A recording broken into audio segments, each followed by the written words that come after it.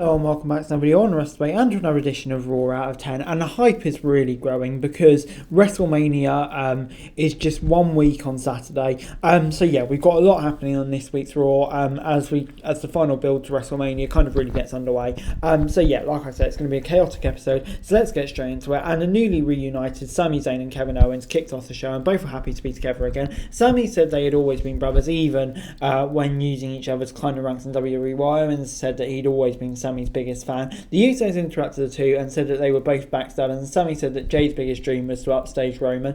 KO and Sami then challenged the Usos to a Mania match. And they agreed before rushing the ring. KO and Sami fought the Usos off before we saw a Titantron that Roman and the rest of the Bloodline were heading into the arena. The Usos backed off as we headed for a break. And yeah, this was a brilliant start to Raw.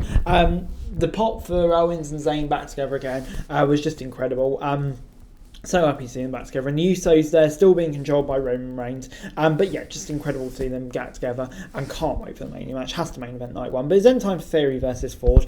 Theory started off strong and tried for a headlock before Ford broke and hit a shoulder block. And it did a "you can't see me" gesture. The champ took some boots in the corner before he was sent outside with a clothesline. Back after a break, Ford got a dive and some clothesline before Theory kicked out of a standing moonsault. Theory came back and tried the A-Town down, but took a DDT instead.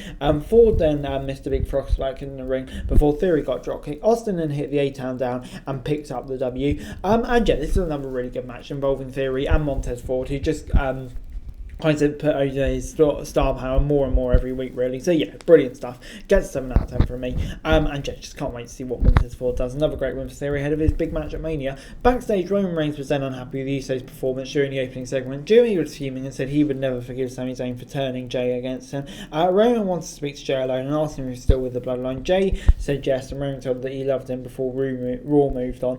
Quite simple and sweet. It's all going to tie in a longer narrative, but it did what it needed to do here, so good stuff. Adam Pearce was in an interview when Chelsea Green interrupted and told her that she was now tag partners with Piper Niven, which is very sudden. But yeah, still enjoying the character of Chelsea Green, I have to say. Omos was then in action against Mustafa Ali, and he got a bold tackle right off the bat and sent Ali flying across the ring. Dolph Ziggler was watching backstage. Omos drove Ali into the corner and hit some big elbows before getting a chokestand powerbomb for the win. And yeah, this gets a 5 out of 10 from me, I can't lie.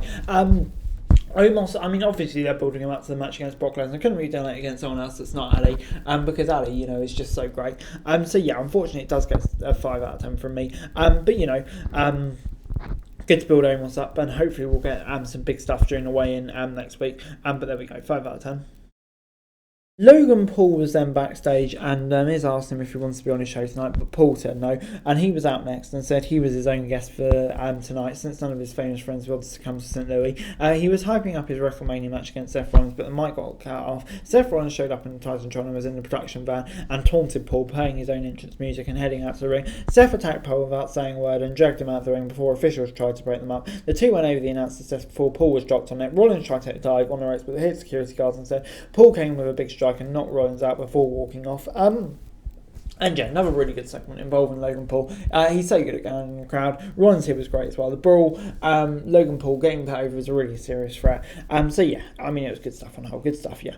Johnny Gargano then took on Dominic Mysterio. Dominic was sent outside before Gargano hit a big dive to the outside. Dominic then dropped him on the barricades outside before he headed for a break. Back to the match, Dom hit the Three Amigos suplexes before Gargano sent him into the corner. Gargano then got a big spear for a near before Dom tried to hit the 619 but missed. Dom was sent headfirst into turnbuckle before Gargano got an ear for off a super kick. Dom took Gargano down and hit a frog splash on the injured ribs, getting the win. After the match, Dominic said he knew how to get Ray to accept a WrestleMania match, and it involved asking his mum, and apparently they're all going to be there next week, or is it on SmackDown? I can't remember. But yeah, they're all going to be there at some time. I don't know, I still think I'll get set up on the night, but it's a good way of doing it. But yeah, let's get 6 out of 10 from me. Surprised to see Dom winning, but Gargano thought maybe we'd get some Grayson Waller stuff here, but it didn't turn out. But it's all about Dom in the segment, really. But backstage, Roman Reigns wanted to speak to Solo Sikoa alone and sent the Usos home. Edge then got a video promo talking about how he won't apologise for anything he does to Finn Balor inside Hell in a Cell before Rhea Ripley was out next, and Charlotte was washed up and won't be able to keep Rhea down any longer, and that's what Rhea thought. Obviously, Damage Control interrupts her, and Bayley said that Rhea would have to just come and help them. Rhea tried to say that she didn't need help before Bayley said that she was getting arrogant. Bayley challenged Rhea to a match, and Pearce cleared it from backstage and sent a ref out to call it. Ripley was in control early on and sent Bayley outside before hitting a big dive. Rhea then got an earful in the ring with a knee strike before Io Sky ran a distraction and Kai attacked Rhea from behind and jabbed her in the eye. Bayley got a near fall for the distraction before Trish Stratus Leeds and Becky Lynch showed up at ringside. Rhea came in with a headbutt before hitting a riptide, getting the W. And yeah, it gets a 5 out of 10 from me. I just don't think these two really need to face each other at this point. Bayley losing even with outside interference before WrestleMania shouldn't be happening, especially ahead of the big match she's in.